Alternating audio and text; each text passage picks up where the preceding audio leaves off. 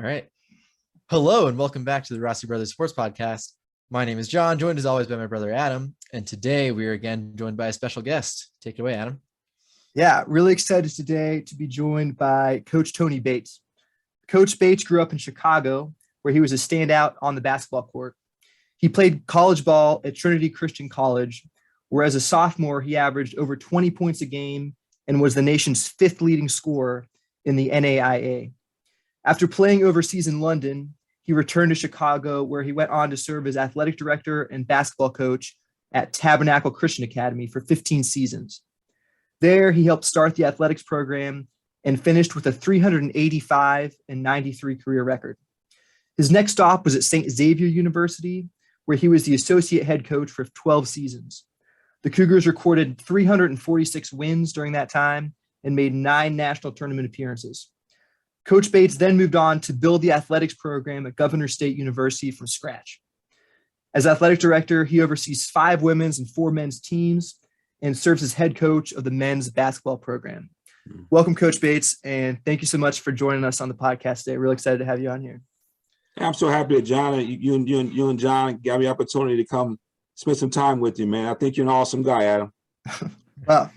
Well, thanks. Haven't even talked too much yet. Thank you so much. I'm excited you think so. I'm looking forward to it. I'm excited. Yeah, this will be fun.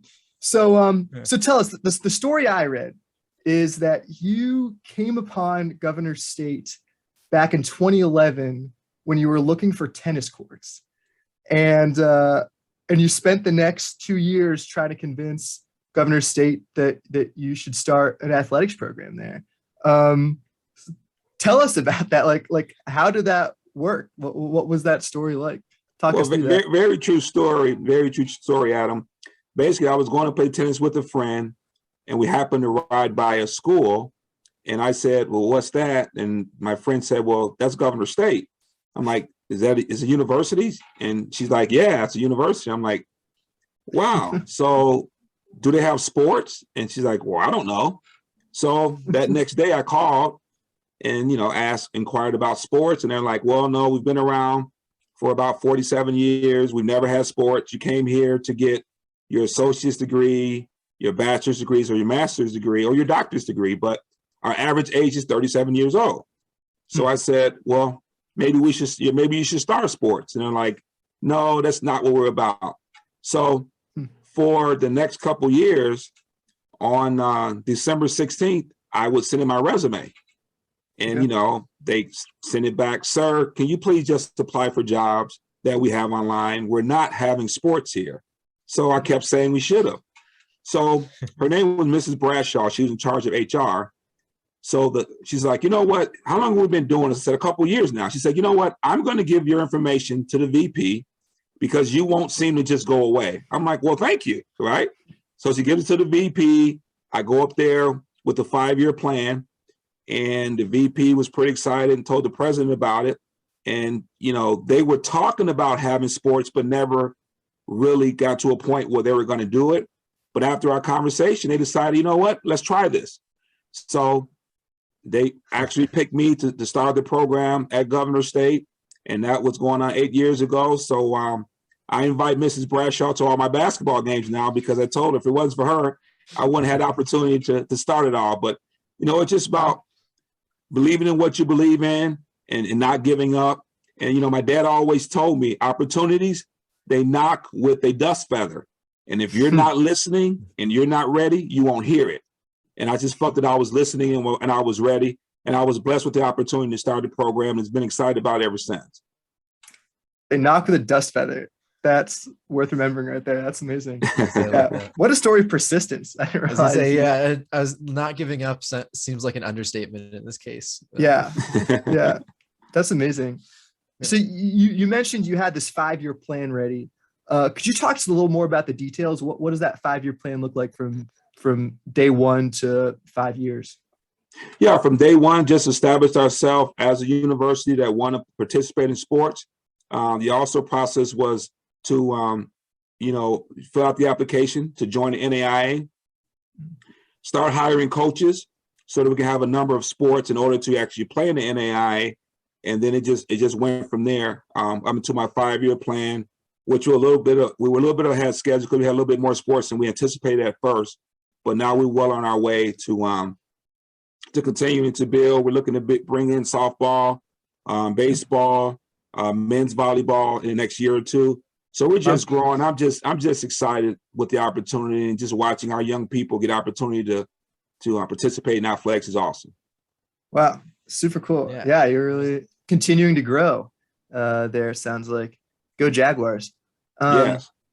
So when you said you've hired coaches and are continuing to hire coaches, which something every athletic director has to do, but you in particular hire coaches to be the first ever coaches for these programs.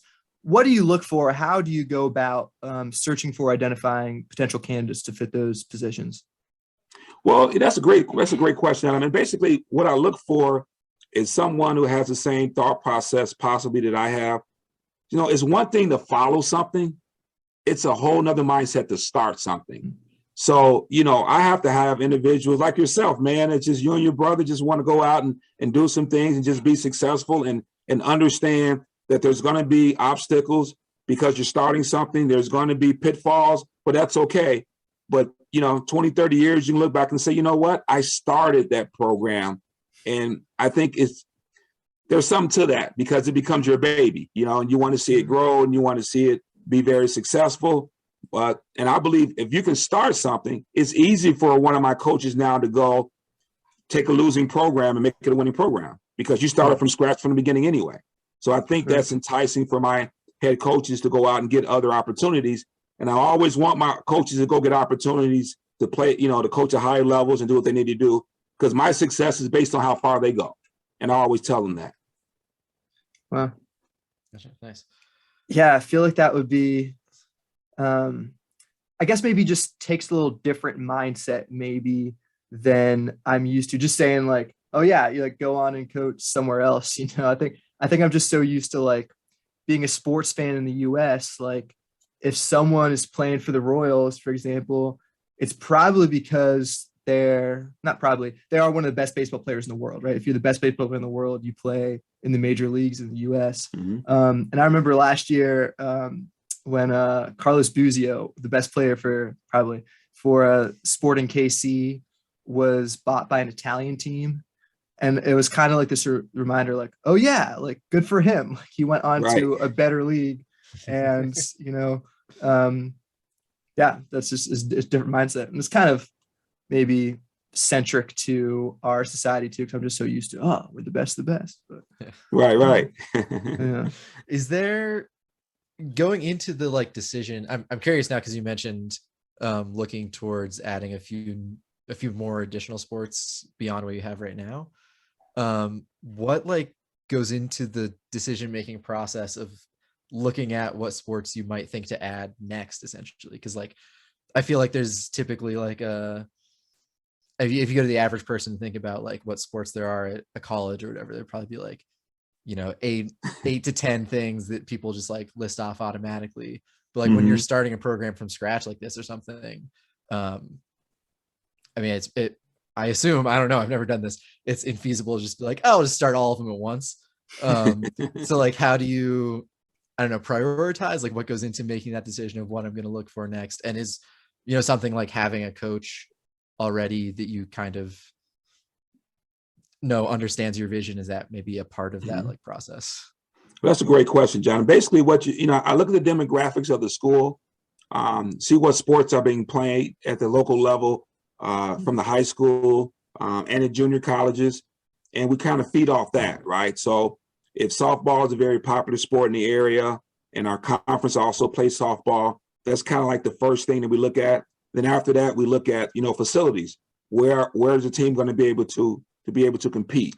Then obviously it's a budgetary thing where we have to get the money from the powers that be to actually start the sport. What I generally do is I'll hire a coach a year in advance to give him or her the opportunity to go out and recruit their player, order uniforms, bats, whatever sport it is. I like to give them a whole year to go out and take care of that responsibility. But, first and foremost, we want to look at the student athlete who has the ability to play sports, but I want you to graduate. I want you to come to the university and have a great experience. But if you're not coming to get a degree, we're probably not the place for you, because I think that's important for us going forward. Yeah, so it sounds like academics are really something you value a lot and something that Governor State values a lot. When you or other coaches are looking at potential recruits, I guess maybe two questions here. One, what other key things might you look for, or what are maybe some absolutes, like this has to be a thing, like they got to be coming for a degree? What other things are like this has to be a thing for this person? And then secondly, where do you do your recruiting, and what kind of arenas, so to speak, do you look for potential recruits? Well, Adam, basically what I do, I'm a little different, man. Maybe you already noticed that. What I want to do, Adam, you're a big time scorer in high school, and I come out and watch you play. Adam, I want to see you go 2 for 30. I want to see you struggle, because now are you yelling at the refs? Are you paying attention in the huddle with your coach? Are you looking at the stands for approval from your parents? What's your demeanor when you're not being as successful? It's easy to come watch Adam put up 40 and everyone's giggling, right? But when you struggle, how do you get out of that? Are you playing better defense now? Are you going to become a better rebounder? That's what I look at. I want to see a kid struggle, because when they move to the next level, they're going to struggle, because now you're going from playing, young men to grown men. In some, in NAIA, there's no age restriction. So you could be playing against a 25, 27, 30-year-old man, as an 18-year-old. You're going to struggle. How do you handle that? How do you overcome obstacles? Once we get past that hurdle, then obviously I want to see where your mindset is. What do you want to major in? What do you want to do? First day of practice for all the new guys, I have everyone line up, Adam, and I ask them, how many guys here are basketball players? They raise their hand. I blow the whistle, let's run. They come back, okay. I ask the same question. So after about 5 or 6 times, they stop answering. And I say, you know what? You're not a basketball player. You're an intelligent young man with goals and visions that happen to play basketball. Don't identify yourself with a game. A game is something you play. It's not who you are. And I think that kind of sets the tone for them in my opportunity to help get them, to teach them, prepare them about life. And I think that's important, that so many times, even at the professional levels, these guys identify themselves with a game. No, that's what it is, a game. Outside of that, they have no identity. And that's why a lot of times these guys get into bad things when they're out the game, because they don't know who they are other than the game. I was fortunate enough when I was in high school to play in the 5-star camp, and Ernie Banks was there. And I'll never forget this. They asked him, when did you know it was over, Ernie? He said, I was coming out of California and I flew into O'Hare Airport, which is our airport in Chicago, and there was no one there to pick up my bags. That's when I knew it was over. Now that's nothing to me and you, but to someone at a certain level, that's big time, because they're catered all the time. And when he wasn't catered anymore, he realized, wait a minute, I got to do this stuff on my own now. So I just try to prepare my kids, because sometimes they've been told since they were little kids, they're going to the pros, this is what you do, this and that. And no, it's a game that we're going to have fun with, but we're going to be able to do other things besides basketball. And that's important to us. Wow. Your player's lucky to have you as a coach. That's Yeah, impressive. absolutely. Let me ask you this then. Who are you? How do you identify yourself? I identify myself as a man who grew up in a very tough environment, who saw obstacles and death every day, and was blessed and fortunate enough to stay focused. Had great parents that backed me along the way and put that on me, right? My dad wasn't so concerned with how many points I scored on Friday. How'd you do on that math test? Did you pass that English exam? He was more on that, because if I didn't do those things, I wasn't allowed to play anyway. So he made me understand at an early age what the priorities were. So, I just had great parents and a great foundation, and I wouldn't be, where I'm at now without my parents. That's awesome. That's super important. Yeah, absolutely. Thanks. And So, go, John. I was just gonna say this is maybe like I don't know, a little tangential to the like identifier type questions, but you do have two separate identifiers at Governor State. In that context specifically of being both coach and athletic director, and just how does that, how do you sort of balance that and manage the responsibilities between both of those different positions? Well, John, basically, I use it as an advantage because I am a coach. I'm not the AD that probably never coached before. So sometimes coaches feel like, well, you don't understand me. But being a coach myself, I understand the obstacles of this profession, the recruiting struggles, practice times, we lost a couple games, how we get out this rut. So I feel that I have the ability to turn that hat on as a coach with them, but then also go back to being their advisor as the AD and help them get through certain different situations. Now, the disadvantage to that is because I am the AD, I have to be a little bit more tougher on the men's basketball team, right? Because if they get into a situation, everyone's watching, right? Let's see what he's going to do with his own player, because when he puts the other hat on, is he going to give the same punishment that he gives to the volleyball team? And I tell my players that as well. No, I'm going to be a little bit tougher on you because you understand the dynamics. And the expectation is going to be a little different for you because I am the AD. See, a lot of times people take it as an advantage because they might know someone higher up, but sometimes that's a disadvantage because the higher up person is being seen more as well. So, like I always tell them, that light doesn't care. That light is beautiful, but it also gets bugs at night, So you got to be careful. Yeah.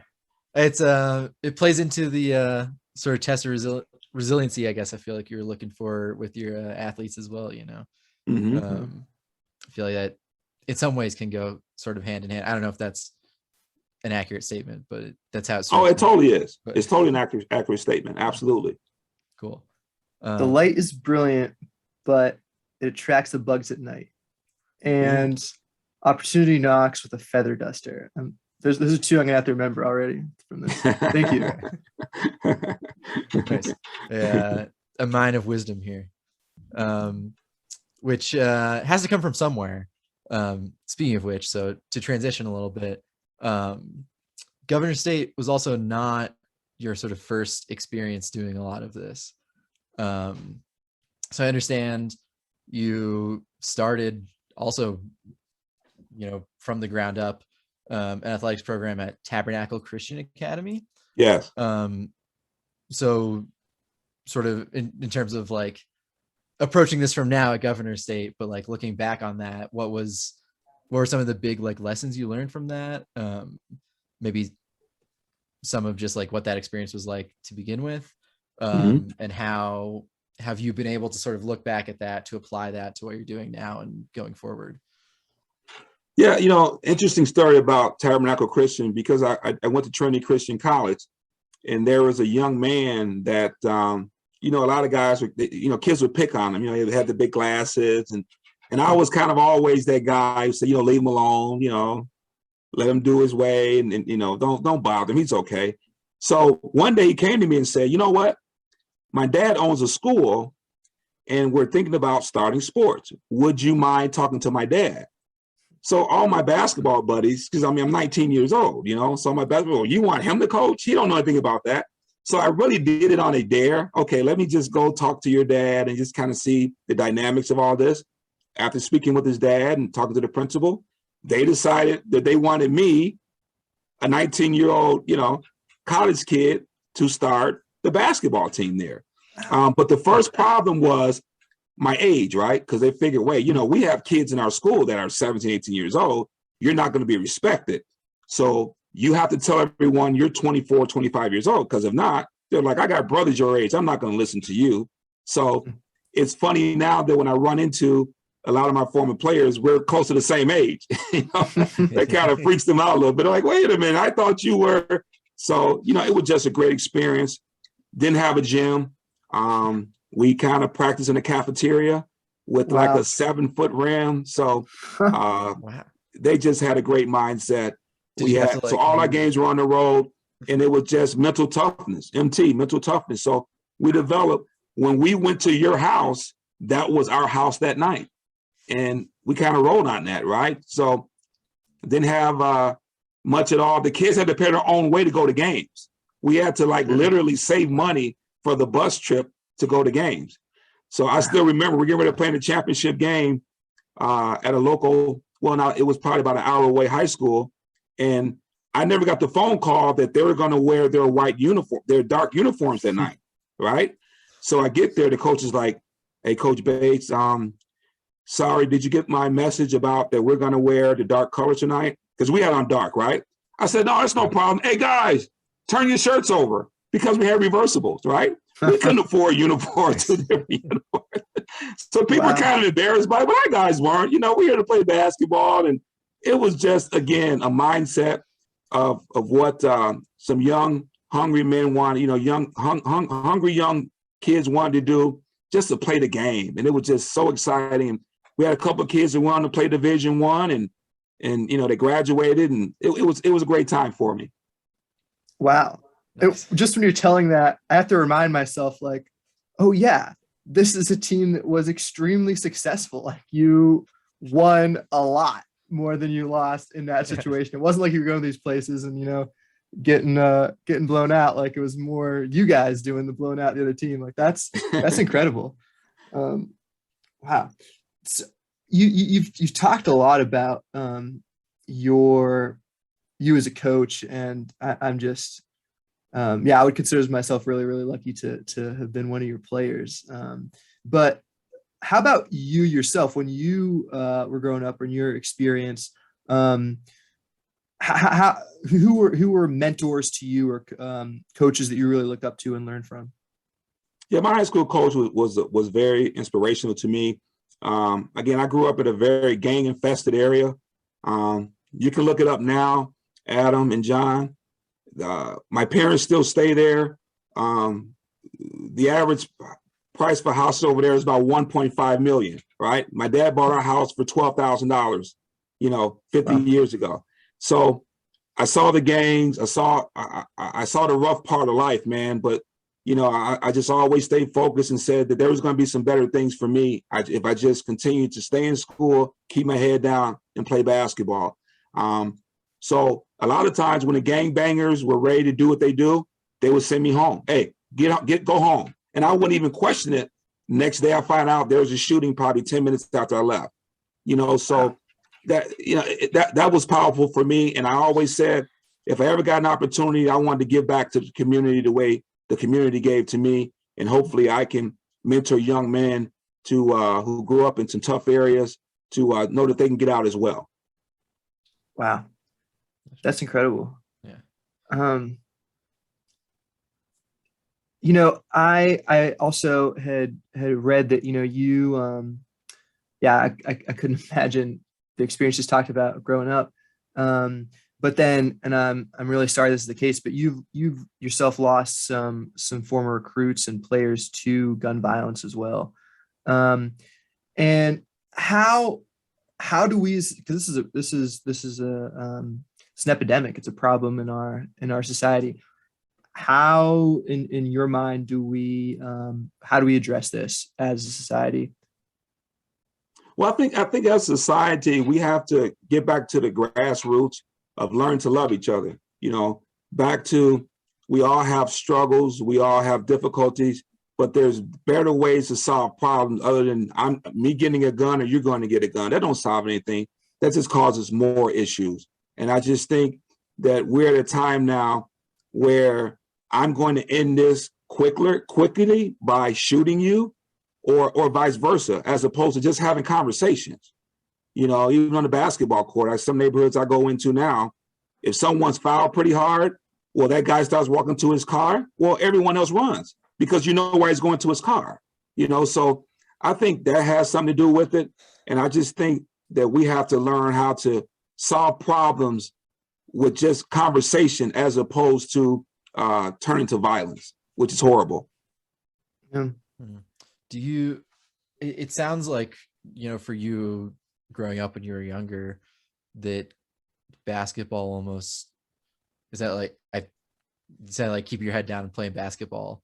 Um, it could almost be like a tool of a way to sort of, um, I don't know if it was a way of, like you're saying, sort of connecting with people so much, but at least sort of some other outlet that's not that, right? Like you're saying, do you think there's, some sort of benefit to like providing something like that or other, equivalent things? Yeah,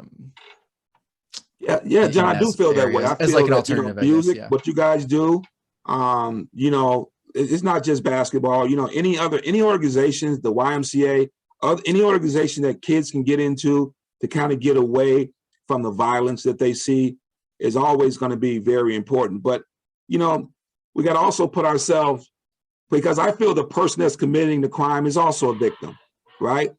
You and I were fortunate enough to grow up with our parents. Imagine not knowing who your dad is, your mom's on crack, and you're 7, 8 years old. You're wearing the same clothes for 3, 4 days in a row. Kids are teasing you.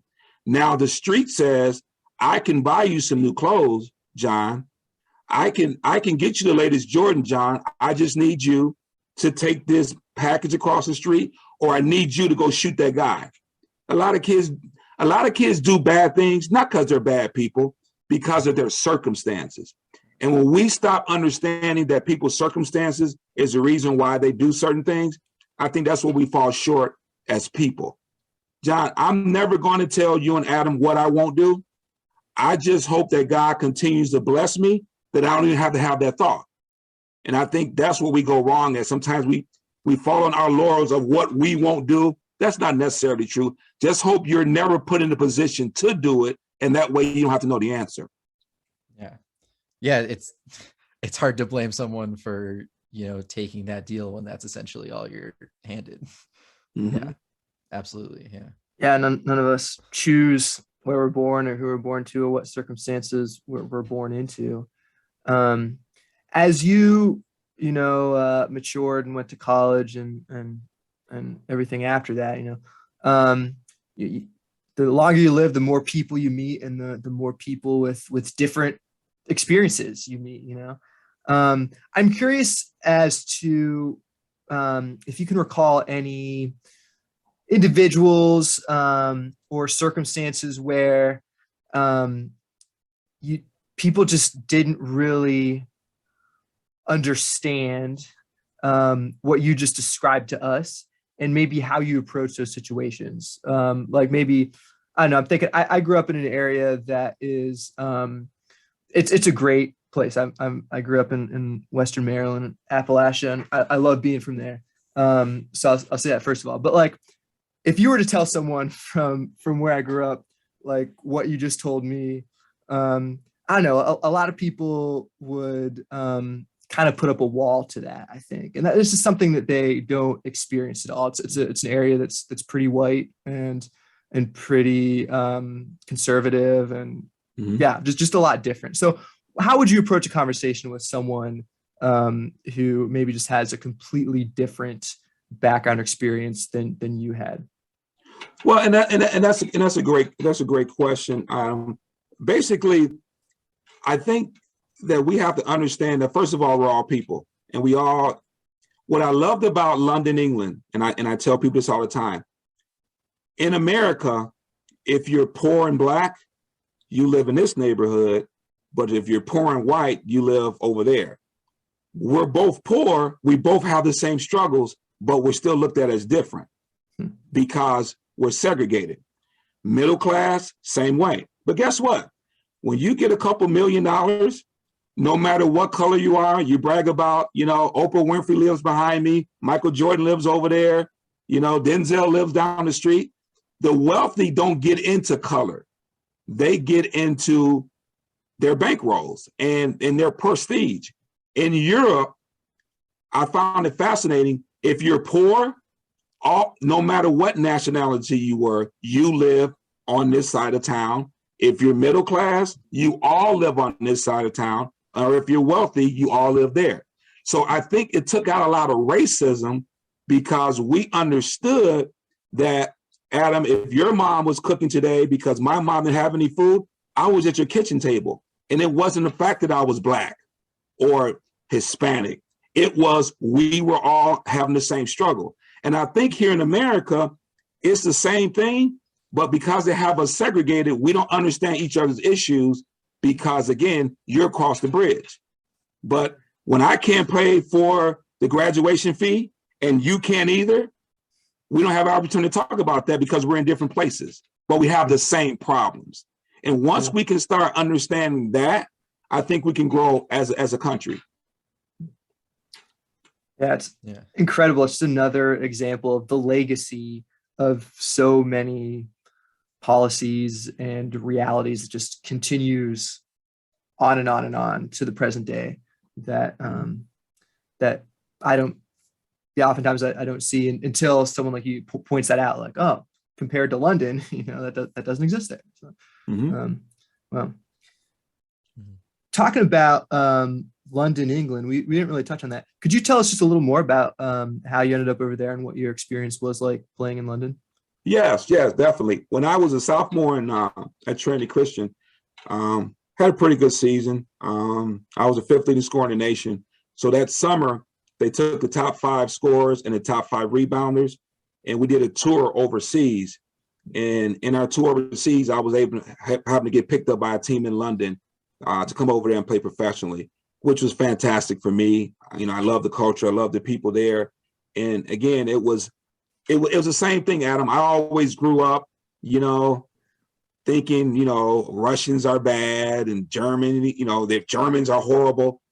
But when we played there, they're nice people. And sometimes, I call it dummy box. Sometimes the TV paints a picture that we start getting involved into, but it's really not the truth because, they're good. There's bad people in every walks of life. But then when you're able to walk over there and see and experience it, I think it's fascinating. I remember my first, and again, to show you how naive I was, Adam, it's the first Thanksgiving, right? We lived in a hotel in the square downtown London. Well, I go downstairs and I'm looking for the turkey. I'm looking for the dressing. And the waitress looks at me and like, you want what? So I said, well, where's the turkey and dressing? She says, hold on. She goes get her manager and 4 other people. She said, Tony, tell them what you asked me. I said, I was asking you guys for the Thanksgiving stuff. They're like, Tony, we kicked him out from over here. You guys celebrate in your country, we don't here. And again, it all came true. I'm like, wait a minute, I am in Europe, right? So again, back to just being able to go out and adventure and know different people and know their cultures and their ideas made me a more well-rounded individual. So I thought that was kind of cool. Yeah, it's funny. I experienced an American Thanksgiving in the UK when I was there, but I was with a bunch of other Americans, so that's a lot. I think if I went up to a random person on the street, it just happened that I was there at Thanksgiving. They probably would have had the same reaction that it sounds like you got. Right. I was gonna say I like that too. I don't know. I feel maybe reinforced by this, but by you saying I'm still pretty young and don't have that much like life experience, I would say. I feel like one thing that gets reinforced to me a lot is just like, nuance and complexity to a lot of things that, like you're saying, on the dummy box, I guess is the term you used. Right. It's easy to just boil down into like a particular narrative that almost without fail, in my limited life experience so far, is a simplification of something with a lot of complexity and a lot of nuance to it. So I feel reinforced in my understanding of that, hearing it reflected from you, so thank you. Sure. Amen. Yeah. Coach, I actually saw another interview you were part of, and you had mentioned during that and I didn't know this before I heard you mention it, that Walter Payton, who was it? Dennis Rodman and Scottie Pippen all played NAIA basketball.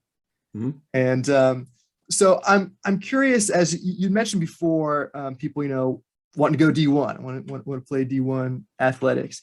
And do you at all run into on the recruiting trail when you're recruiting a student athlete, that kind of thought that like, this is, well, NAIA, it's not what I thought. And do you bring that up? You can be successful through a pathway other than Division I basketball. How do you approach that conversation? Yeah, that happens a lot, especially Adam, because again, a lot of time it comes from the parents. They're like programmed to say my kid's going D1. So what I have to do is break that term down. So what does that mean? Well, that means they travel well. We travel well. That means they get new gear all the time. We get new gear all the time. Oh, that means they give scholarships. We give scholarships too. So, sometimes you have to break it down because they sometimes feel that the only one that gets those type of amenities are Division I athletes, and that's far from the truth. So, and it's back to exposure. And now, Adam and John, it's really tough with the portal and everything, because now what the Division I coaches, and I know several of them, they don't look at the high school kid as much. They just go on the portal and get another D1 kid that's looking to transfer.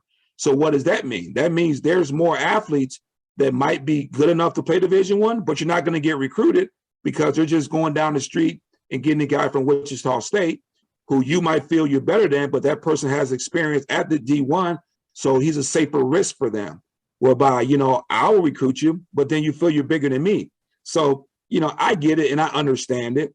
But in today's world with the modern technology, listen, if you're good enough, you'll get an opportunity to play overseas or play somewhere and get a check.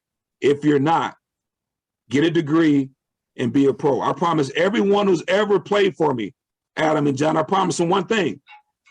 If you come play for me in 4 years, you will be a pro. Really, coach? Yep. Doctor, lawyer, electrician, own your own business. You're still a pro. You might not be a basketball pro, but you're a pro, right? So I think, again, we got to start letting these young people understand that go where you can fit in and have an opportunity and don't feel like it's less than. And I think I've met some parents that say, well, Division I or nothing. So I go this way with them, Adam and John. I'll say, so where do you work? Oh, I work at the hospital. What are you? Oh, I'm a nurse. Well, you're not a doctor. No. Well, did you want to be a doctor? Yeah. Well, why don't you quit being a nurse? Because if you can't be a doctor, you don't want to be a nurse. Where do you live? Oh, I have an apartment. Well, did you ever think about buying a house? Yeah, I want to buy a house. Well, don't rent. Just go buy the house. So what I'm trying to break down to them, your life is in stages. So don't take the opportunity away from the kid for their life to be in stages as well. And I might be the dumbest coach in America, Adam, but here's what I do. You come play for me your freshman year. You put up 25 points a game. We go down and play Fighting Illini, and the head coach says, I really like Adam. I will leave you down there. If Division I is where you want to play and now you're good enough to play, I will leave you down there and just send me a ticket every now and then to come watch you play.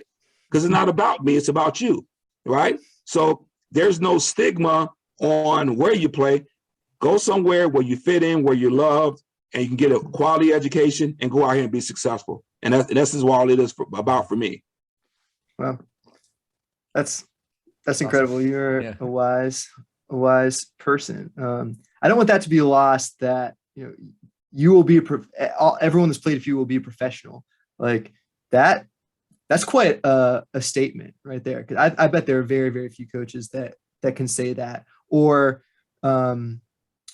know that that's their goal from day one, that you're going to be a professional in something. That's tremendous. You mentioned the NCAA transfer portal. This is more a technical question, but I guess I don't know for sure. Does that apply to NAIA? Can one of your players enter the portal and then look to transfer to a different school? How does that work? They can. It's not looked at as severely as a Division I athlete, but yeah, all our scholarships are yearly renewable. So, after every year, if you decide that you wanted to leave and go to another place, it's totally fine. The athletic director signs off on it. At the Division I level, it's just about you clicking a button, and then you're going into the portal, to go have a different opportunity. And, not that I'm totally against it, John and Adam, but I guess it's back to when some adversity hits you, is it the first thing you do is transfer? And now you've made it so easy that kids can just leave because, they didn't get 5 pair of gym shoes this year. They only got 4.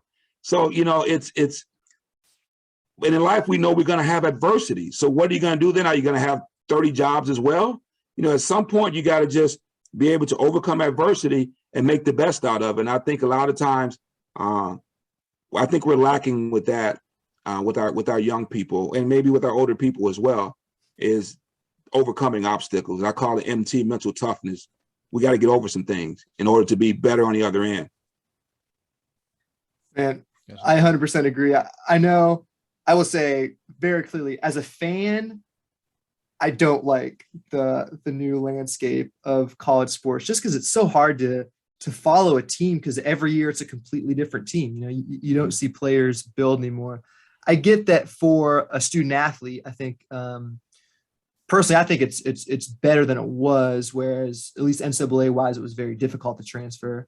Whereas if you were a student, there are no restrictions for you going from one university to the next. So I get that. But yeah, I do think that, this year I follow college sports somewhat closely, but for the first time, my alma mater, the team I follow, I noticed they have a player who they got for the basketball program, and it's his 4th school. He said, this guy was here, now he's here. I'm like, whoa, that's a mouthful. Like that's never happened in my experience, but it's a thing now.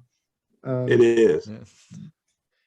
I guess one other thing that's changed recently in college athletics is the NIL, name, image, likeness rules. Does that also apply to NAIA, and has that affected your experience as a coach at all? Yes. It applies to all level of athletics. I think it's an awesome thing. I think it gives our student athletes an opportunity to go outside of the sport that they play, maybe have some TikTok videos and different things to generate them some money, to get them out of the stereotype of just being a ball player. I love it, totally endorse it. And I like when our student athletes are able to go out and try to make a living doing something other than the game. And even within the game, right? I have my players every year, and I always ask my department to have their players, whatever game that they like, I want 10 jobs associated with that game, right? So you love basketball? Give me 10 jobs associated with it. There's referees, there's a score table, there's the people who clean up the arena, there's the commentators. I got to have 10 of those, because you can still be a part of the game and not always play the game and make a decent living. So I think that's important as well. Do you expect that, Riley saying a lot of times, parents of players coming in are thinking like sort of Division I or bust? Do you think that's a trend that could change over time with, the ability to essentially have, maybe more access to opportunities that would, before being able to use your name, image, and likeness, be a lot more, not necessarily exclusive, but maybe more exclusive to, Division I specifically, like exposure and stuff, that now is a little more like democratized, maybe, if that's a term for it. Yeah, no, that's true, because now at every level, kids have an opportunity, because they're able to show their creative side of things, as opposed to when I'm looking at a Duke game, and I'm watching their best player. Well, that's who he is. But can he sing? Does he play an instrument? Does he like poetry?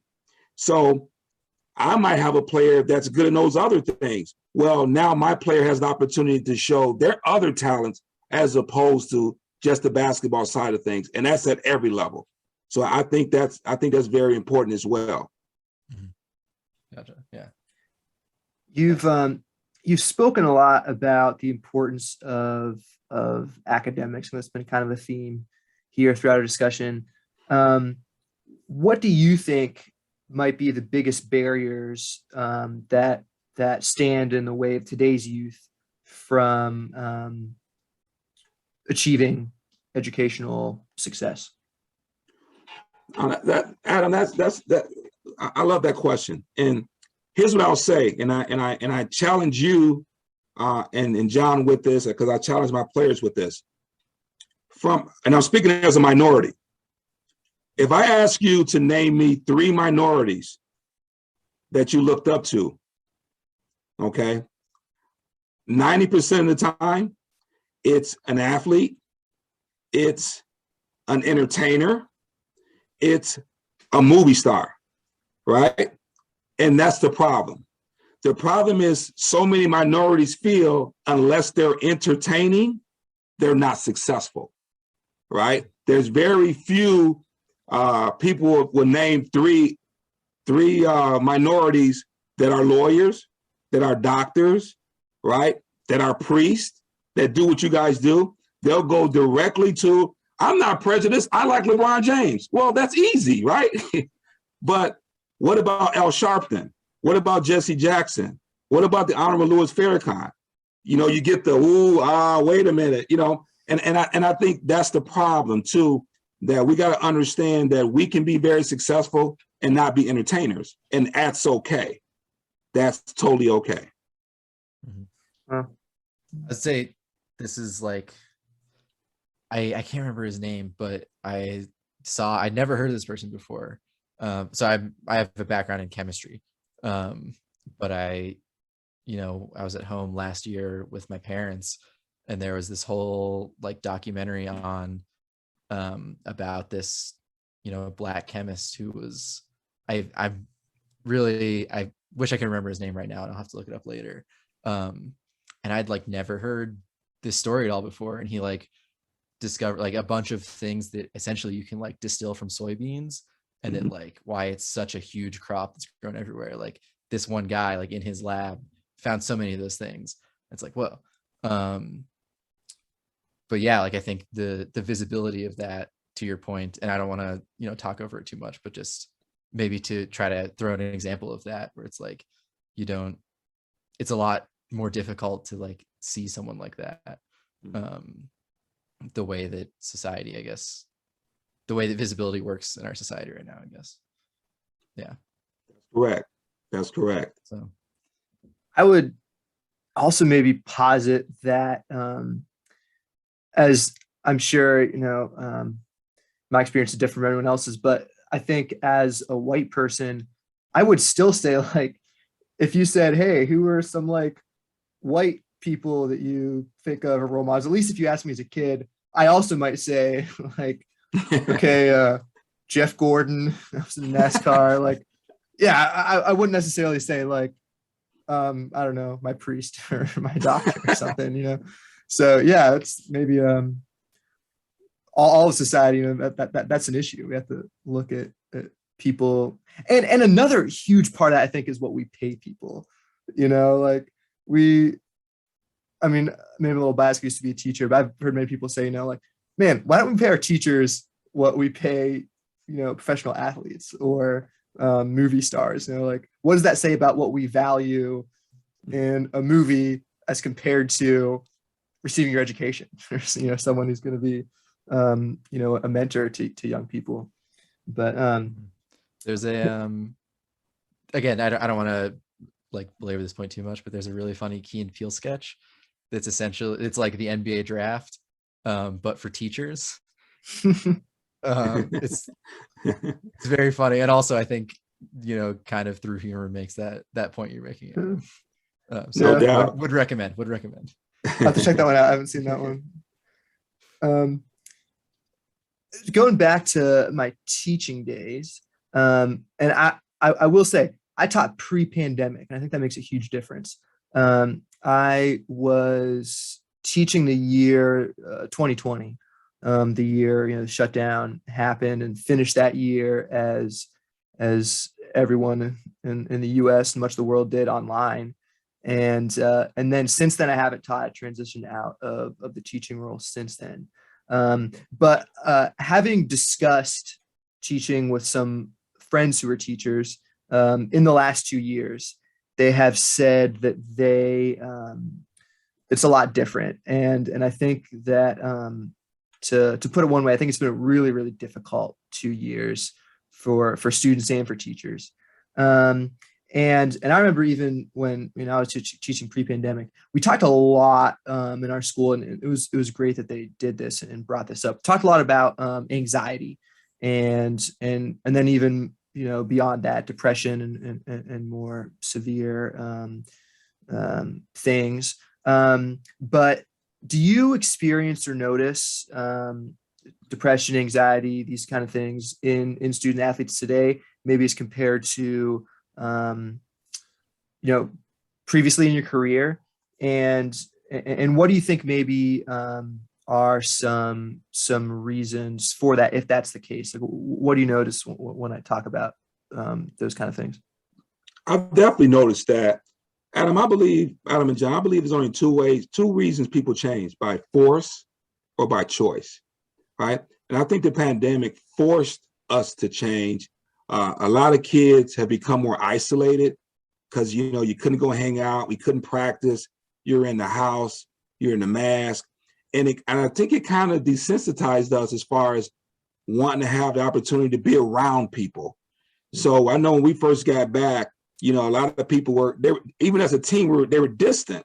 Like, soon as practice was over, they would run and get their phone, go stand in the corner by themselves and do those different things.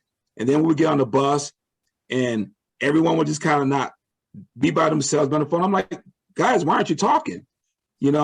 So a lot of things have changed when it came to that. And hopefully we'll get back to a point where we're more comfortable being around people. A lot of professors at the university are opted to, no, I just want to be a professor online now. I don't want to be around people. And I think that's a scary thing, because if I can't touch and feel and give you a hug sometime, I become desensitized on some things that may be happening in your world, because every time I see you, it's on a computer as opposed to, in person. So I think we have to get our way back to that reality. I think is very important for us as people. Yeah. And you touched on another huge term in today's society that I think wasn't around when you first got into coaching and athletic director realm. That's social media, and just how much that has changed. I know you discussed this already, but are there any other things that come to mind or things you've noticed when we talk about social media and its role in today's world, and how that's changed maybe your role as a coach and athletic director? Yes, it's changed a lot, because once you become a Jaguar, you're a Jaguar all the time. So a lot of times people trying to separate, no, this is my personal life as opposed to my private life. It just, unfortunately, social media doesn't work that way, right? So if I say a bad word now or say something out of pocket and you guys send it to the president, she was like, well, you were on there because you represent Governor State University, and what you said we didn't like, So I think a lot of times kids don't understand that whatever association that you have, you can't turn off like a light. That's what you are and who you are, and just be able to walk in that at any level, because I'm going to be who I am, But again, because of my position, Adam and John, there's certain places I can't go. There's certain things I can't do, because again, I can't be the Coach Bates that goes out and does bad things, but then by day, I'm the AD and head men's basketball coach, right? Because sooner or later, one's gonna overcome the other, and then I'm gonna be in trouble. I have to be the same person I am day and night. And I think that's a lot of times where kids get a little confused with the social media, because they feel that it's private. In a lot of cases, it's not. I was gonna say, that's really interesting, because I feel like oftentimes I hear almost the reverse of that, of talking about like, people can be so much worse because you get like an anonymity effect behind a screen, where like, I'm hidden behind a username. I can, just be as terrible as I want to be, and there's no accountability for me, the person, because it's completely separate. But yeah, like you're totally right that there is kind of the complete reverse side of that like anything that is associated with your name that's going online or whatever, you still have to be accountable with there's a lot more, that's available that you have to really be responsible for. Yes. Yeah. That's interesting. I have these like two competing visions in my mind right now. One is as a student, probably BW, John, but in my somewhat early days, I remember on the wall, one of my teachers had a poster that said, "Character is who you are when no one's watching." And the other thing I have in my mind is this movie I saw recently. It was an Italian movie. I forget the name of it. It was Fellini, one of the Fellini films, but it was all about like the paparazzi, and the movie was made in 1960. It was depicting maybe the early days of just the people being around these movie stars all the time and taking pictures of like the most ridiculous things. And you kind of got this feeling like, oh my gosh, just give it a break, guys. Like, can't a person just like eat a meal in peace, And I think maybe to marry those two images, I'm thinking like, oh, well, the best of both worlds is, I have to have people watching all the time, but you're still a person of character when no one's watching. Obviously that's the dream. I'm not sure how that's the utopian dream. But, anyway. Yeah. Nice. Yeah. I like that. Yeah, me too. I do. Yeah. All right. Well, I think we're getting kind of close to the end of our time here, Coach. But we do like to, we've touched on a lot of different things in this conversation, but at the end, we like to just kind of pose the very open-ended question to, just get your thoughts. So, Coach Bates, why, to you, why are sports important? I think sports is important because it creates an arena where people are comfortable in walking in. And I feel like I'll have a kid come into the gym, John, and never seen anyone in the arena before. And I'll say, how many of these guys can you beat one-on-one? He'll look around. I can beat all of them, Coach. But you never seen them play. But I can beat all of them, Coach. And what I promise that kid is, love it. I love your attitude. I love your disposition. I love your thought process. Have that same thought process when you're in chemistry class. Go in there and feel like you're the smartest one in chemistry class. When you're dating, feel like you're the best boyfriend ever. Have that all the time, not just when you're playing basketball, because I want you to be more of a well-rounded individual. So I think sports has really allowed me the opportunity to have an audience that I wouldn't have without it, right? If I told 100 kids Bill Gates is going to be in the gym today, first of all, half of them will probably say, well, who is Bill Gates, right? That would be the first question. But if I told them that Dwayne Wade is going to be in here, there's 200 kids waiting because it's basketball. So basketball is just a tool for me to teach life. And that's all it is. And I think that's all I want it to be. Being an AD is just an opportunity for me to teach my young coaches how to be more successful coaches or to be ADs themselves one day. So I just love it for that reason. Super cool. Coach Bates, this has been a distinct pleasure over the last hour or so talking on here. I'm really, really just thanking God so much that we ended up seeing each other in a ticket line at a Royals game, because I am so thankful for the opportunity to talk to you. This has been incredibly nourishing. Thank you so much for your time. Yeah, absolutely. Thank Can't you. second that enough. Hey, when you and Adam are in town, look me up, man. Dinner's on me. Hey, thanks, Coach. Right back at you next time you're in Kansas City. We got a place for you to stay too if you need it. All right, I like that. Super cool. Well, it's been fun. We'll have to do it again. Awesome. Guys, continue to be successful and continue to be positive. This is a great thing you guys are doing.